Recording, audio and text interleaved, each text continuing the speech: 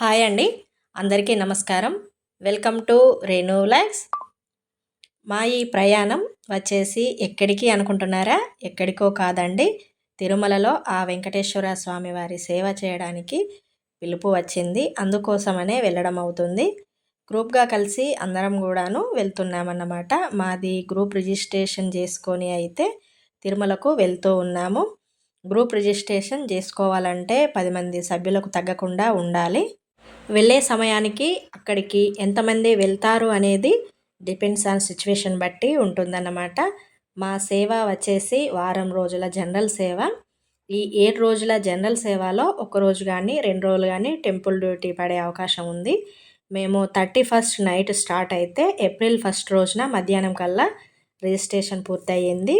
మా face scan చేసి మాకు ఐడీలు స్కార్ఫ్లు ఇస్తారన్నమాట. అందుకోసమనే ఎవరి పేరుతో అయితే ఆధార్ నమోదు చేసి రిజిస్టర్ అవుతామో వారే ఖచ్చితంగా స్కాన్ చేసే సమయంలో ఉండాలి. ఒకరి ఆధార్తో మరొకరు రావడానికైతే అస్సలు కుదరదు. అలాగ తెలియక వచ్చిన వారు చాలా ఇబ్బంది పడతారు అనేసి ఈ విషయం చెప్తూ ఉన్నాను. నేను ఇక్కడ ప్రత్యక్షంగా చూశాను.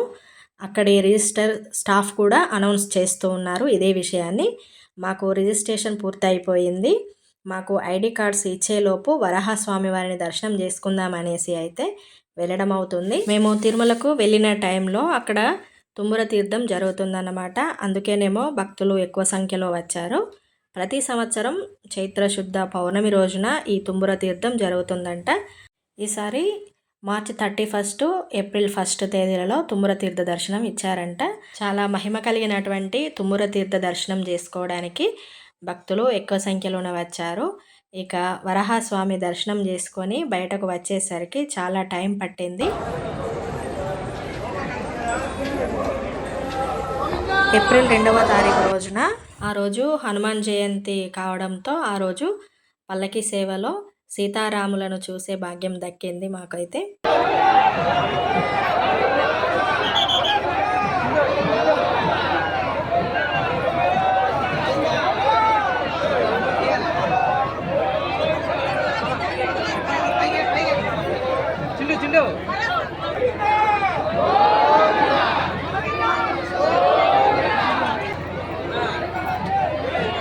ఇక వరాహస్వామి వారిని దర్శనం చేసుకొని బయటకు వచ్చేసరికి చాలానే టైం పట్టింది. ఇక సేవా సదన్కి వచ్చేసి మా ట్యాగ్స్, ఐడీలు, స్కార్ఫ్లు, లాకర్ తాళాలు తీసుకొని అయితే వచ్చేసాము. మనకి ఎక్కడ డ్యూటీ పడుతుంది అనేది ఆ ఐడి కార్డ్ మీద మెన్షన్ చేస్తారు. మాకు డ్యూటీ వచ్చేసి వకులామాత కిచెన్లో పడింది అన్నమాట. 7 days వరకు మార్నింగ్ 6 to 12 వరకు సేవ అక్కడే ఉంటుంది అన్నమాట వకులామాత కిచెన్లో.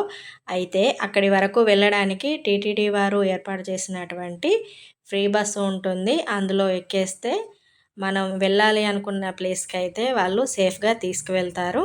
సేవ పూర్తయిన టైంకి మళ్ళీ అదే బస్సు ఎక్కి వచ్చామంటే మళ్ళీ సేవా సదన్ దగ్గర దింపేస్తారన్నమాట.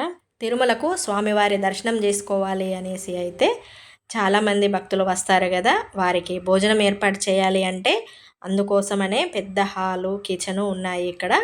వాటి దగ్గరే మా సేవ అన్నమాట. వాళ్ళు ఫుడ్ ప్రిపేర్ చేయాలి అంటే అందుకోసం కూరగాయలు కావాలి కదా. లక్షల మంది భక్తుల ఆకలి తీర్చడానికి టీటీడీ వారు అన్నప్రసాద కేంద్రాలు ఏర్పాటు చేశారు. అందులో భాగంగానే ఈ కూరగాయల కటింగ్ సెక్షన్ ఉంటుంది అన్నమాట.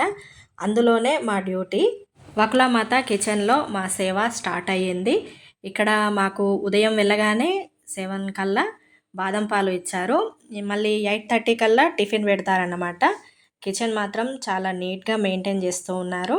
కాయగూరలు కూడా చాలా ఫ్రెష్వి తీసుకువస్తున్నారు. వాటిని స్టోర్ చేయడానికి పెద్ద పెద్ద కూలింగ్ రూమ్స్ కూడా ఉన్నాయి.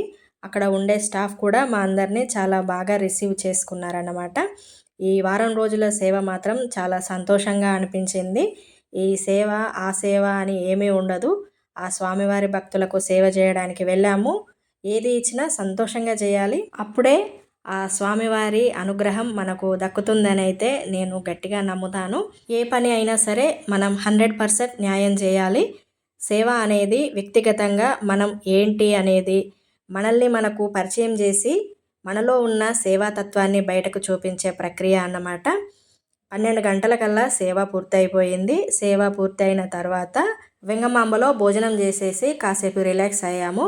ఆ తర్వాత ఇంకెవరికైనా ఇంట్రెస్ట్ ఉన్నట్లయ్యేది ఉంటే ఇంకా ఎక్స్ట్రా డ్యూటీస్ కూడా చేయొచ్చు అనేసి అయితే అనౌన్స్ చేస్తున్నారు. కొంతమంది అయితే ఎక్స్ట్రా డ్యూటీస్ కూడా వేయించుకొని మరీ చేస్తూ ఉన్నారు. అందులో ఇబ్బంది ఏమీ ఉండదు. ఎవరికి నచ్చినట్లు వాళ్ళు చేసుకోవచ్చు. ఇదే చేయాలి, ఇంతవరకే చేయాలి అనే రిస్ట్రిక్షన్స్ ఏమీ ఉండదు. రోజు అదే సేవ కదా అనేసి కొంచెం చేంజింగ్ కోసం మేమైతే అక్కడ మా సేవా సదన్ పక్కన ఉద్యానవనం ఉంటుంది. శ్రీవారి కోసమని మాలలు కడతారన్నమాట పూల మండపంలో. అందుకు కావలసిన పూలను అయితే ఇక్కడ నుండే సేకరించి తీసుకువెళ్తారు. సేవ వాళ్ళకు ఎప్పుడు కాస్త టైం దొరికినా కానీ ఈ సేవా సదన్ వెనకాల ఉన్నటువంటి పూల తోటకి వెళ్ళి పూలు కోస్తారన్నమాట. అవి స్వామివారికి చేరుతాయి అనేసి చిన్న సంతోషం. మార్నింగ్ పూట ఆ పూల తోటలో వెదర్ చాలా బాగుంటుంది.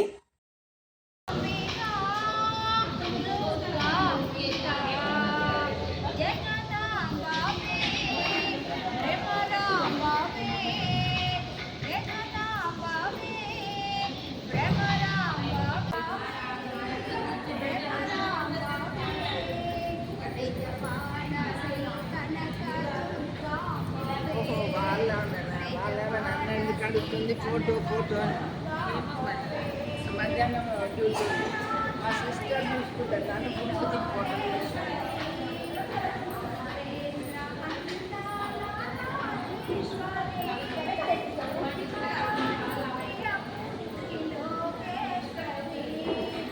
కాకపోతే లాస్ట్ టైం నేను జూన్లో వచ్చినప్పటికీ ఇప్పటికీ ఏంటి తేడా అంటే అప్పుడు ఒక రోజు వేసిన సేవ మళ్ళీ 2-3 డేస్ తర్వాత మళ్ళీ ఇంకొక ప్లేస్లో వేసేవాళ్ళు అన్నమాట. కానీ ఇప్పుడు మాత్రం ఫస్ట్ రోజు మన ఐడి కార్డ్ మీద ఏదైతే మెన్షన్ చేస్తారో అదే సేవ 7 డేస్ వరకు కొనసాగుతూ ఉంది. ఇప్పుడు రూల్స్ మారాయేమో. సింగిల్గా రిజిస్ట్రేషన్ చేసుకొని వచ్చిన వారికి కూడా సేమ్ ఇలానే ఉంటుంది అన్నమాట.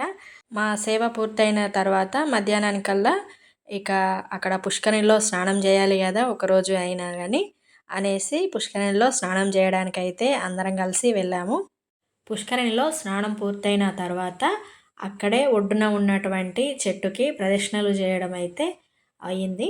పురాణాల ప్రకారం శ్రీనివాసుడు వెంకటాద్రిపై అవతరించినప్పుడు మొదట వరాహస్వామి వారి అనుమతి పొందారని, ఆ సమయంలో వరాహస్వామి పుష్కరిణి తీరాన ఉన్న ఒక చెట్టు కింద నివసించేవారని చెబుతారు. ముఖ్యంగా వరాహస్వామి ఆలయానికి సమీపంలో ఉండే ఈ చెట్టు క్షేత్రపాలకుల ఆశీస్సులు కలిగి ఉంటాయని నమ్ముతారు. స్వామివారి పుష్కరిణిలో స్నానం చేసి గట్టున ఉన్న ఈ పుణ్యవృక్షాలను దర్శించుకోవడం వల్ల సకల శుభాలు కలుగుతాయని పురాణాలు వివరిస్తాయి. ಪುಷ್ಕರಣಿಯ ನೀರು ಕುಡಿಯಬಾರದು. ಪುಷ್ಕರಣಿಯೊಳಗೆ ಪಾದರಕ್ಷೆ ಎದ್ದಿಗೆ ಪ್ರವೇಶಿಸಬಾರದು.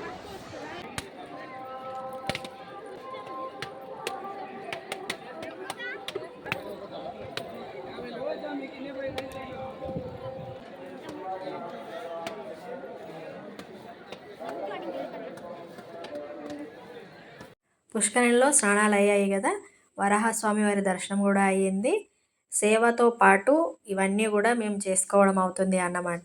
స్వామివారి ఎదురుగా ఉన్నటువంటి అఖిలాండం దగ్గర దీపారాధన చేసుకొని కొబ్బరికాయ కొట్టి స్వామివారిని మనస్ఫూర్తిగా మొక్కుకోవడం అయ్యింది.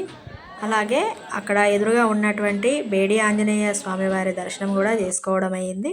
ఇవన్నీ కూడా మేము రెగ్యులర్గా చేసేటువంటి సేవ పూర్తయిన తర్వాత మాకేమాత్రం కొంచెం ఓపికగా ఉన్న సమయం కుదిరినప్పుడల్లా ఇలాగా పుష్కరిణిలో స్నానాలు కానీ, కొబ్బరికాయలు కొట్టడం కానీ, అఖిలాండం దగ్గర దీపం వెలిగించడం కానీ ఇవన్నీ చేశాము.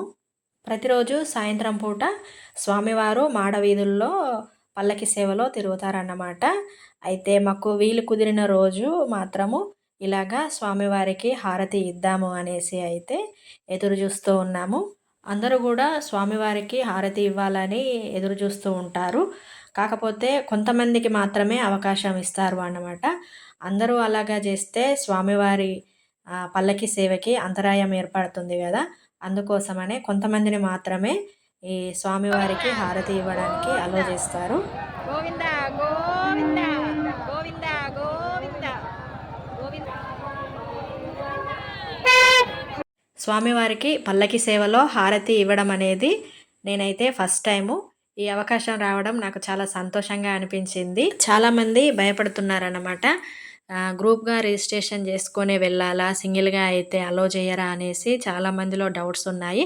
ఇదివరకు చేసిన వీడియోలో నన్ను ఆ డౌట్స్ చాలామంది అడిగారు. అలా ఏమీ ఉండదండి. సింగిల్‌గా కూడా రిజిస్ట్రేషన్స్ చాలా చక్కగా అయ్యాయి. అలా అయ్యి వచ్చిన వారు కూడా చక్కగా సేవలు చేసుకుంటూ ఉన్నారు. ఇదేనండి ఈరోజు వీడియో. నా వీడియో గనుక మీకు నచ్చినట్లయితే లైక్ చేయండి. అలాగే మొదటిసారి వీడియో చూస్తున్నట్లయితే తప్పకుండా సబ్స్క్రైబ్ చేయండి. మరిన్ని మంచి వీడియోస్‌తో మీ ముందుకు వస్తాను. Thank you.